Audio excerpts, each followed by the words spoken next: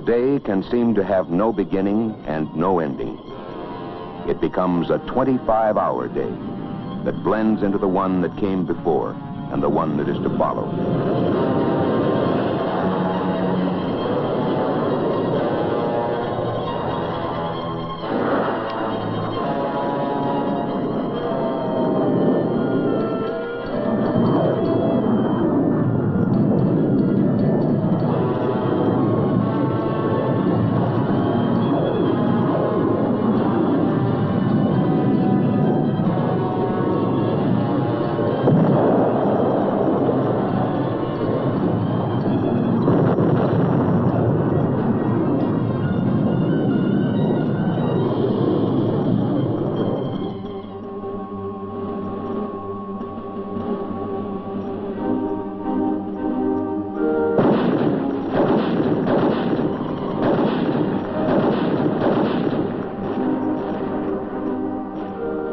It is not necessary to be a military man to understand how long a day can be. A shot fired at Bien Ho, Da Nang, Quang Tri, Haiphong, or near Hanoi can strike home in any city, town, or hamlet of 50 sovereign states. 8,000 miles away can still be very close to home. And because it could come closer still, we share the conflict and the strength.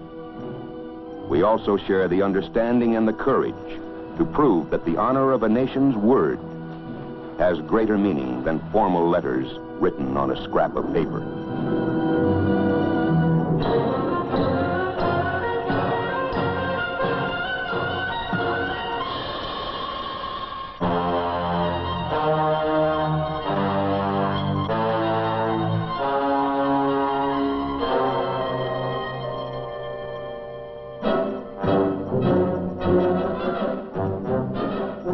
A man with a weapon is, if he is a reasonable man, a man with a purpose. The range of his understanding of his purpose reaches far beyond his line of sight. He knows the big picture. He understands that attempts to intimidate by force must be resisted by force before intimidation becomes a way of international life. And this he also knows. He and the thousands like him, fighting and sweating on the ground, are the spearheads of our Department of Defense total effort, an effort concentrated to help the men on the ground to achieve their purpose and their mission. Above field and jungle, close air support. Help clear the way for the man on the ground.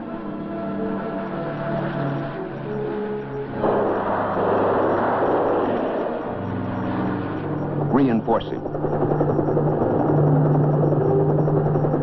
Return to care and safety those who have taken as well as given. Support those men during the long hours of daylight and the longer hours of darkness.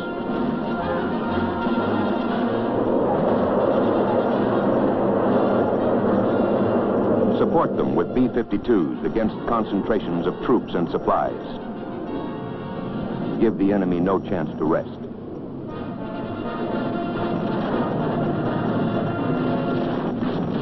Support them with tactical fighter bombers to keep up the pressure and help destroy our enemy's ability and desire to attack.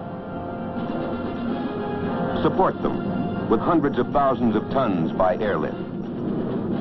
The supplies come through, but there are other lines of supplies that flow the other way along the Ho Chi Minh Trail.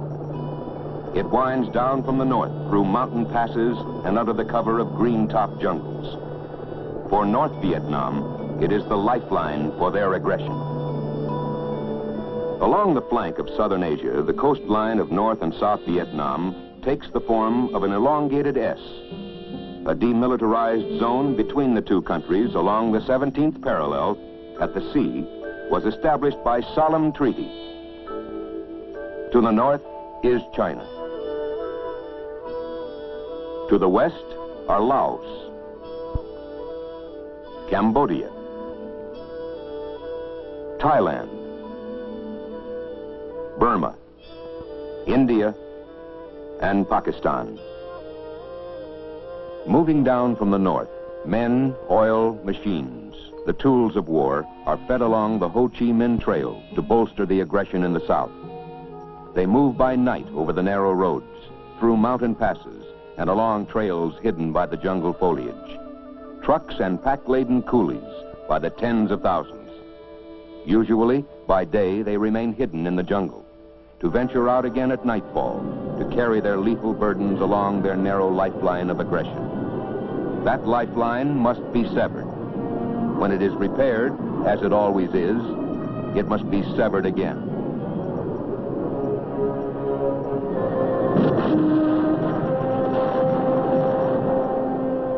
The infiltration increases in both men and equipment has required a very sharp increase in petroleum imports. Since the first of this year, the average monthly imports of petroleum into North Vietnam have increased 50 to 70% above the comparable period in 1965. Stocks on hand prior to the attack were estimated to represent about 2 to 4 months' supply. The increased importance of petroleum to the enemy's military effort is further attested by his action to improve the routes of infiltration. Some of these routes are new, some have been widened, some have been upgraded for all-weather use. Bypasses have been built, and bamboo canopies or trellises have been built over the jungle roads in many places in order to inhibit observation of them from the air. A result of the greatly increased movement of men and supplies by truck and by motor-powered junks has been a shift from a small-arms guerrilla-type operation against South Vietnam to a quasi-conventional military operation which involves major supplies, major weapons, and heavier equipment. Every gallon of fuel, every gun, bullet, even every ration of rice destroyed north of the 17th parallel may mean the life of a man on the ground south of the 17th. The military call it interdiction. That is the mission of those who fly to the north. Support the men on the ground by strangling the supply routes. They fly from the decks of our Navy's carriers.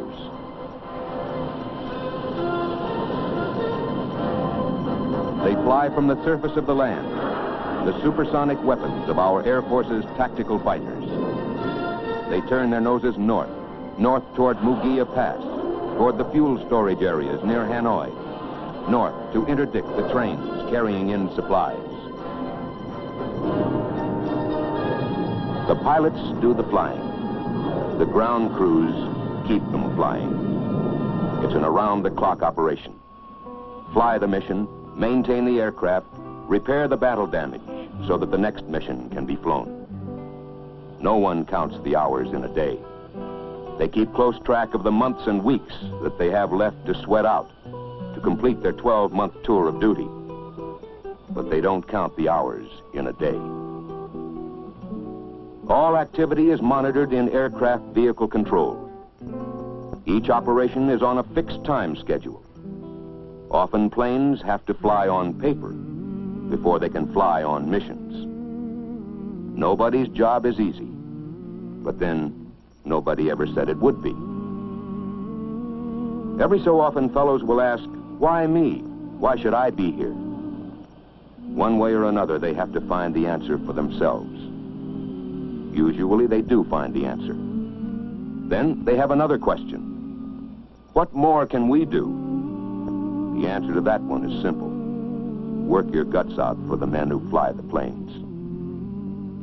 A pilot's tour of duty is 100 missions. 100 missions to be flown. 100 targets still unknown. But it's my belief that my Thunder Chief strikes a telling blow to help G.I. Joe. Till 100 missions I myself have flown.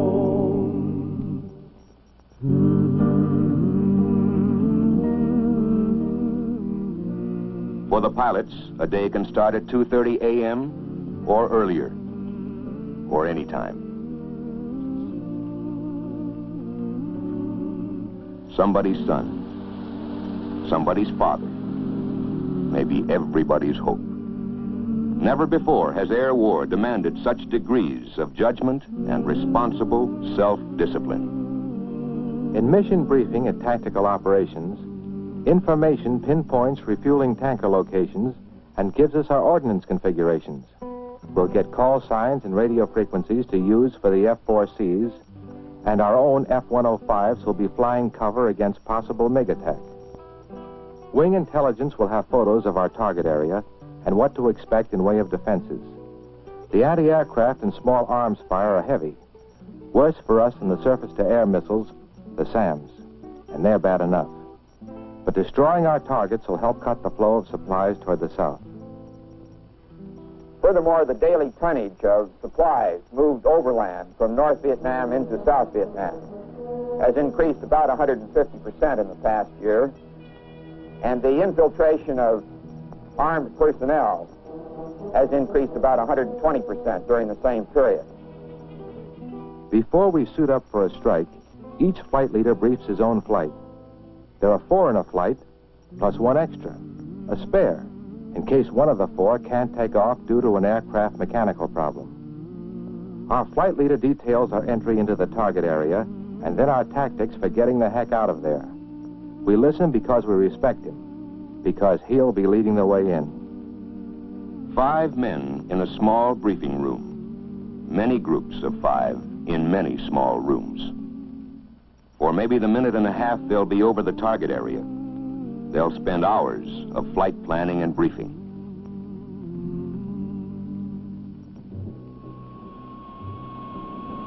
Pilots have always been fighting men. But to courage and daring, today you have to add the great technical skill and self-discipline demanded by their sophisticated weapons. But weapons no more effective than the men who fly them or those who keep them flying. Case in point, combat aircraft are maintained with a dedication that results in flying hours at a rate 3 times normal usage. The line crews understand how much depends on them day after 25-hour day.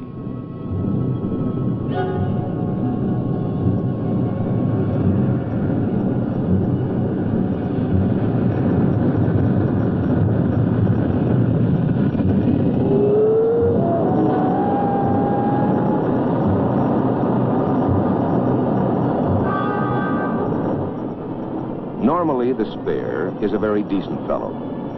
But now he's been through the hours of pre-flight details. He can't help but hope that one of the other aircraft will show up with a minor hydraulic leak or a cut tire. Sometimes that happens, but not today.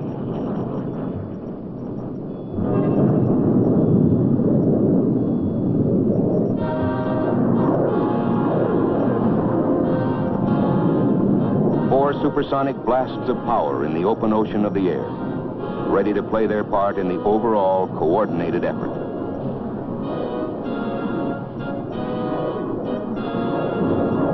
There are other flights in the sky. The F-4Cs are en route.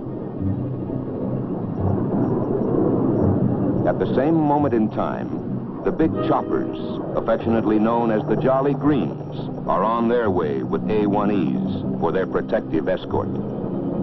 Their object is to stay as close as possible to the target area, so that if a pilot in one of the attack planes has to hit the parachute, then they can move in to pick him up.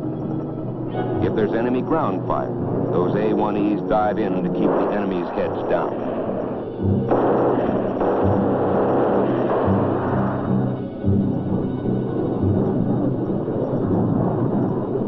The boys in the KC-135 tankers have been waiting to refuel the tactical fighter bombers en route to their targets.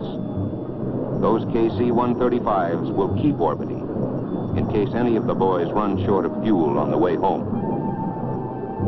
The overall coordination is the result of the total planning by the Department of Defense team effort, the Army, the Navy, and the Air Force.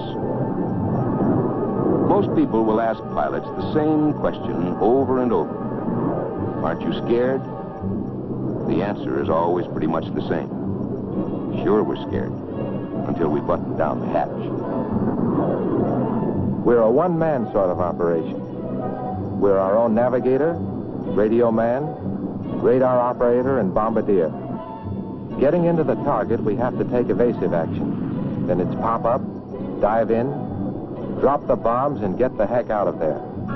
You watch your fuel. You go over in your mind what the intelligence boys will want to know about the results. At the target, the ground defenses, all the details. You might be scared when you start, but after that, you just don't have the time.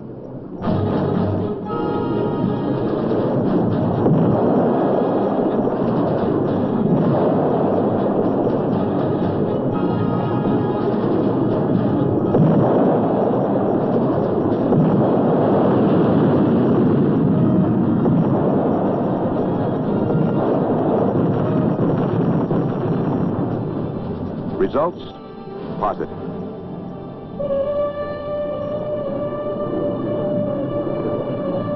The cockpit is a pilot's office. Management of that office must be as precise and efficient as the complex instruments with which it is equipped. One flight of many flights. And there isn't a combat pilot who doesn't know it.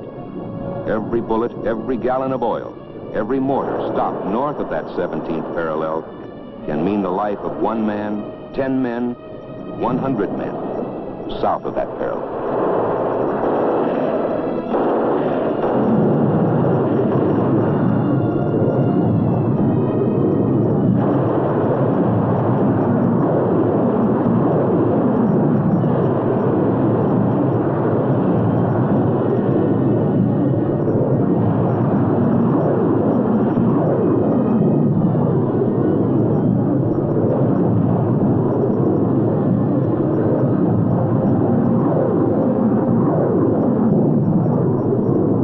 Rescue Control has picked up a radio call for help from a pilot whose aircraft was hit and who had to eject. He has contacted the Jolly Greens and given them a fix on the downed pilot's approximate position.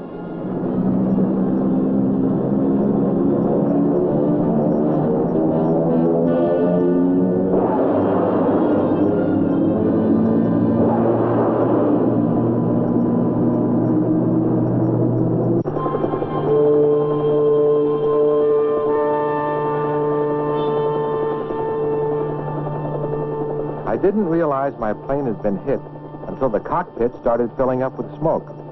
I punched out. When that parachute blossomed, I took a long, deep breath. Then I landed in the trees, and I don't really remember how I managed to climb down to the ground. I let out a shout for help on my radio, then scrambled up the hill to get as close to the top as I could. I shot off some pen flares when I saw the A-1Es and the Jolly Green.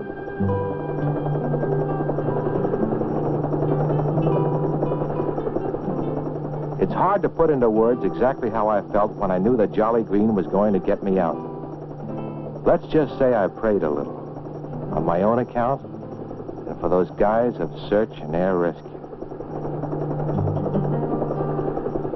100 missions to be flown. It's good to know you're not alone. If a shrapnel stump means I have to jump, then the Jolly Green will pick me up clean. Till 100 missions I myself have flown.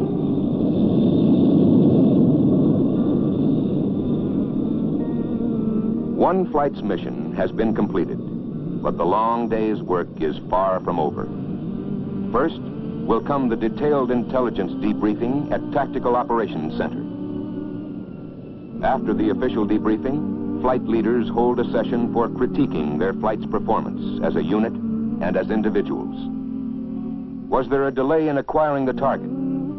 Did one of the men press too low?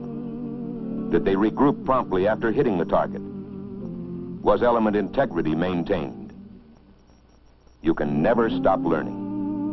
You might get away with an error in judgment one day. Tomorrow, you may not be as lucky. One flight of many flights. But operations continue around the clock. For the ground crews, it's 12 hours or more a day, 6 days or more a week.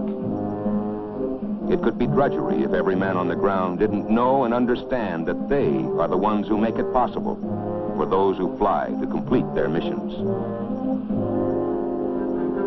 It's about 13:30 hours now, 1:30 in the afternoon of a day like every other day. Another flight takes off on another mission.